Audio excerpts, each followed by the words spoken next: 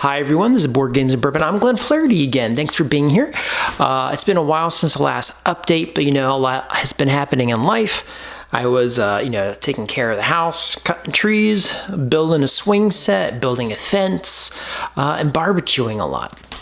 But today we're going to talk about a bunch of games. Some I've played through multiple times, some not as many times, some I want to get to. That's going to include Endangered New Species, an expansion to Endangered the normal game, Food Truck Champion, Crabs, Bitoku, Valeria, Darksworn, and Barrage multiplayer and solo. But before we get too far, in today's day drinking, we're going to have Screwball. Screwball is a peanut butter whiskey. Now, when I got this, what's the proof on this one here? It says 70 proof, right? Okay, so 35% alcohol. Now, really, instead of being whiskey, when I bought that, I thought maybe it was going to be a whiskey that had peanut butter in the process of making it, but it tastes very sweet, almost like it's really an additive, and it's so sweet it might actually be more of a cordial drink. So think of Frangelico or something like that, or Kahlua. You would use it as a mixer or in certain recipes. It might not be something you would drink on its own because I think it would fatigue your taste buds. What interested me in it was a long time ago I saw peanut butter vodka that is no longer being made, and I was going through this phase of getting like honey and pepper vodkas and all types of things, just exploring because I thought it was pretty neat and it went well with the vodka. Here, whiskey is sweet in itself, so the peanut butter ultra sweetness was almost like having a dessert, So it's not necessarily for me. It's a mixer. Most people who I've heard also have it say to use it on, like, pour it on top of ice cream or something like that. And maybe that's where it lives. I don't think I'll be buying it again, but I think it's interesting enough to at least try once. And there is a story on the back of the label, which I can't read until the bottle's empty. So we'll get into that later. Anyway, that is Screwball. Okay, so let's talk about the games. I had some real winners here. Some really didn't do it for me. Some I thought were very interesting, and some I really want to get to. So we'll start with what's nearest to me. All right, so we'll start with Darksworn. So I'm continuing to play the campaign of Darksworn. It is the Valeria Card Kingdoms game, and I love it. I'm on chapter 3 now of the game, and every time you get into a new chapter in this, there are new elements that challenge what you have to do. New enemies are coming in, new mechanisms that are coming in, and how do you survive the game? Now, if you never play Valeria Card Kingdoms, of course, it's like kind of like Machikoro, or it's like Space Base, except it's fun. Space Base is great, but unlike Machikoro, we can get hosed by the die. This doesn't do that to you. The art is also great, and there's a great writing in the book. There's a little pamphlet, and every time you do a new chapter in each episode, right? Because every episode of the game is broken down into challenges. There's great writing in it that really moves you along. I really think it's a game that people who like Dungeons and Dragons would really like. So that is Darksworn from Valeria Card Kingdoms. Okay, next I played Barrage. Now, Barrage I played two ways. There's a solo mode and there is the multiplayer. Now, I've heard, even from Phil Millman, who told me that Barrage was a mean game. And I would say that Barrage, if you aren't familiar with Barrage, what you're doing in Barrage, let me tell you that first, is about water. So the water starts in the Alps and it goes through phases. I guess it goes into Lake Como in Italy or something like that. And you're trying to score points by having the water go into your powerhouse. You need to build dams. You need to build conduits to direct where the water goes. You need to produce water, make water fall. And then you need to capture it in your powerhouse. What's really interesting about this game is that there's a natural flow to how the water will move. But if you build conduits, that is to say points that change the path of water, there's pipes and lines that move it all over the board. So you can redirect water, but the more you put on the board, the more expensive it gets. And it's a game where every time you're trying to do something, you're going to come up eventually, a little short on what you're trying to do. So you have to take a suboptimal turn so that maybe next time you can do it. but the property on where you can put your dams or your conduits or your powerhouses goes up the more it is built. So the board is actually kind of always moving, and it's very interactive, yes, in a Euro passive way. When I first played it, the first few times I thought it was in a punitive way, but actually the more I played it, I thought it was in a very interesting way, because someone might build a dam to an extra height, right? Dams are low, they can only hold so much water, and holding water means it prevents you from having it drain down and score for you. Well, people can build dams higher. Okay, well, building what's the benefit there? You're stopping scoring downriver, but at the end of the game, you might get points for having the highest bridge in a certain region of the game. You might build a conduit somewhere that's cheap but doesn't benefit you, but if somebody else has a powerhouse that connects to your conduit, you get a kickback. And so there's actually multiple ways you can move. It also has a very interesting time release element of resources to build things. Resources are very hard to come by. So to build a conduit, let's say you need X resources of this and Y resources of that. And when you build it, you put them on this little rondelle and it moves around, and you don't get those resources back until it ticks all the way around and releases what you had put into this rondelle again out the opening. That was a really interesting mechanism.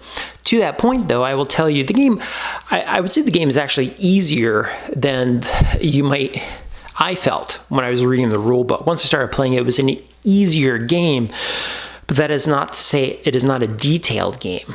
And it is the type of game where you might easily mess up if you're really not paying attention. So that's one thing you have to keep in mind if you're going to play this game.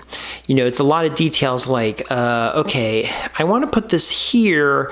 I want to put my power station on the board, but that means I have to put my units, my resources in this rondelle, and then I shift it. Well, if you forgot to shift it, or if you, when it came time to release, you took it out of the wrong spot, you can mess up that mechanism, and it can get really confusing if you're not watching your P's and Q's there. There's also, on that kickback for having a conduit between the dam and a power station, you get points for certain things for every drop of water and money. But if you get that backwards, that one element, that one resource, money or point, could be the difference between completing something or not completing something. Literally, some turns come down to just one tiny little resource. So if you're really not watching all the details, of which there are many, it can get screwed up and change the outcome of the game. And there's enough details that you're going to be in charge of your own turn. I don't think other people are going to be monitoring your turn completely. With that being said, there's many ways to score points. You can score points based on, creating water and having it fall. You can score points by just leading the pack and being the highest on the energy chart. For even one turn, you can get points. You can complete contracts for points. Contracts, if you complete them, will give you little bonuses that you can use to help further other things. So there's a lot of moving parts you have to pay attention to. But it was a rewarding game. It's the type of game, too, where you have to play the multiplayer before you play the solo. And the solo mode has its own set of instructions. Honestly, it's too much for me. I would rather just play two-hand solo than go through that autonoma again. But, that's just me. That's how I like to play games. Okay, game I really loved this week was Crabs. Now, Crabs is a little game by Daily Magic. I don't even know it's available anymore. I think the last time I looked, there was only 5 copies left in the store. It was $18. Now, they sent me this copy, but it's a really lovely game, and I have no idea why some games are hits and why some are not. Essentially in the game, and it's really well produced, you're going to think of the game Fleet, perhaps, where you're going to get a hand of cards, and the cards are going to represent just numbers on crabs. And what you're trying to do is you are trying to get the correct number, not break a threshold of numbers, but the exact number to complete contracts, okay? So you have these contracts that require one specific crab or 2 or 3 or 4 specific crabs. And all the contracts are going to be worth different amounts of money. Now, you don't just get the card and try to get the contract. there's actually an intermittent step where you have to be able to get your total crabs that you caught and you're turning in to fall within a range of numbers. If it falls within a certain range of numbers when you trade in your cards, it will release one specific crab to you. That one specific crab is the one you can apply to the contract. So that intermittent step really changes what you're grabbing when you're going to put it down. Now, some of the cards not only have numbers of what they are, they'll have stars that say, if you use this card, it'll be a victory point for you. And lastly, there's a technology track, which is pretty interesting. You can trade in cards to bump up this technology track. And what that does is it gives you higher and higher values. So, if I only had, let's say, 10 points worth of crabs to turn in, but my technology says I get a bonus 10, now I have 20 I can turn in. That will release a very expensive card to me. Perhaps it will release a caught 5 crab to me, and that caught number 5 crab is what lets me complete the contract that requires a 5 caught crab, and that's worth 18 points. In the game, you're trying to get to like 25 points to end the game. Not as easy as it looks. There's a lot of timing and moving parts. It's not a complicated game. It's not a deep game necessarily, but there are moving gears in it, and it's a very cute theme. The production is really nice. There's a lot of wooden parts in there. Really enjoyed crabs. Okay, Bitoku, I bought this on the strength, it's by Dever Games. I bought it on the strength of Red Cathedral and how amazing it is. I haven't opened it. I don't know what it's about, but I paid a lot for it. I'm hoping to really, really enjoy it. Food Truck Champion, another game I played. Food Truck Champion reminds me of Monotai, or I've heard it compared to Glory to Rome. Can't say I really enjoyed either of those games, but I was drunk and I learned it at a friend's house late at night. But suffice it to say, it's a board just like Monotai or Glory to Rome, where you are trying to get cards and trying to put it on the side, and you're trying to combine things to get points. It's kind of confusing. I actually think this game might be too confusing for what it is. It looks great. I think, again, it's a $22 game, but there's way too many details, and it was heavier than I thought a food truck game should be. It wasn't as lighthearted. So this one is a pass for me, but I do see some people thoroughly enjoying it, and if you don't want to pay $300 for Glory to Rome online, maybe this will be up your alley, okay? There's also an element in there of trading cards and expanding your capabilities, blah, blah, blah. And the last game of the week is Endangered New Species, which was really, really cool.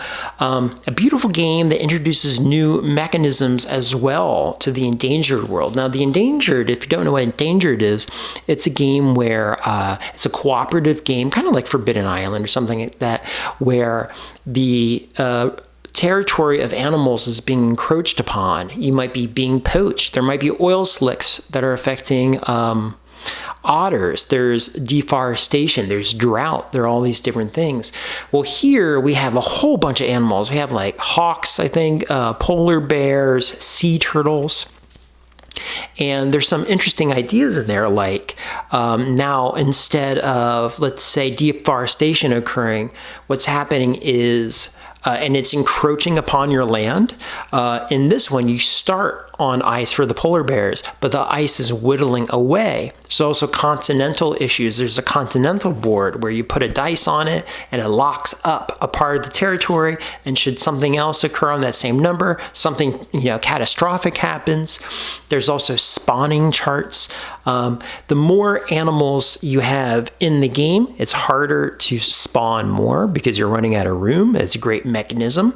But now on some of the games, there's a spawning chart, and every time there's a failed spawn, you move up this chart that makes it more likely that the next time it will occur, and if it does, it resets. That was really cool.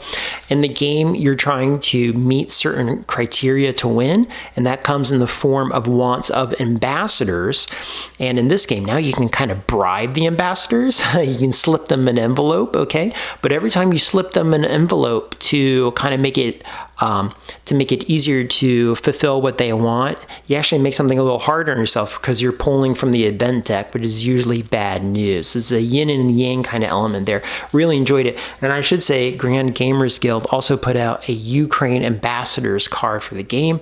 I would be remiss to call it a promo card, but it's a charity card. It's $5 and all that proceeds go to rescue.org that's helping refugees in Ukraine, and you can get that from their website.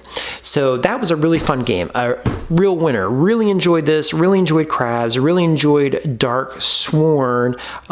Barrage was a solid game. I don't know how often I'm going to play that because it's a big game. You're going to spend a lot of time explaining all the details, but it was still a good experience. But I would play a multi-hand instead of that solo mode. It wasn't for me. Food Truck Champions was a miss for me. And I think that's everything. Bitoku, can't wait to play it. Oh yeah, Screwball. Okay, well, that's it for this week, friends. Great to have you here. Please talk to me, write comments. I want to talk to people. I'm living in the woods and kind of by myself, so it'd be great to hear from y'all. So until next time, be well. I'll see you then. Bye.